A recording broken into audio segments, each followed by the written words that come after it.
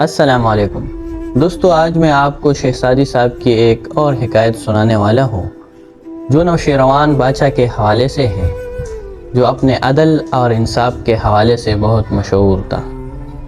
تو آئیے شہزادی صاحب کی یہ حکایت سنتے ہیں۔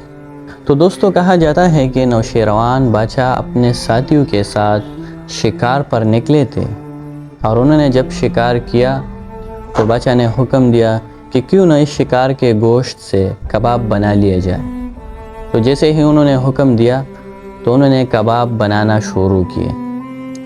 ان کے سامنے مسئلہ یہ ہوا کہ وہ نمک بھول گئے تھے، اور جب بادشاہ کو یہ پتہ چلا کہ ہمارے پاس نمک نہیں ہے تو انہوں نے ایک غلام کو حکم دیا کہ قریبی گاؤں جا کر وہاں سے نمک لے آؤ، لیکن خبردار اس کی قیمت ضرور دے دینا تاکہ رسم نہ بن جائے اور وہ گاؤں ویران نہ ہو جائے۔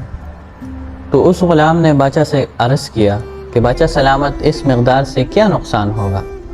تو بادشاہ نے کہا، دنیا میں ظلم کی بنیاد پہلے تھوڑی سی رہی ہے، ہر کسی کے بڑھانے سے اس درجے تک پہنچی ہے۔ دوستو، مطلب یہ تھا کہ اگر رعایا کے باغ سے بادشاہ ایک پل کھائے تو اس کے غلام درخت جڑ سے اکاڑ دیں گے۔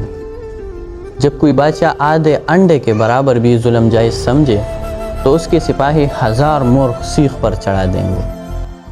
تو دوستو، شہزادی صاحب کی اس حکایت کا مطلب یہ تھا کہ ظلم چاہے کتنا ہی چھوٹا کیوں نہ ہو، اگر اسے معمول بنا لیا جائے تو وہ بڑھتے بڑھتے پورے معاشرے کو تباہ کر لیتا ہے۔ دوستو، اگر ویڈیو اچھی لگی ہو تو انہیں دوستوں کے ساتھ ضرور شیئر کیجیے گا۔ بہت شکریہ۔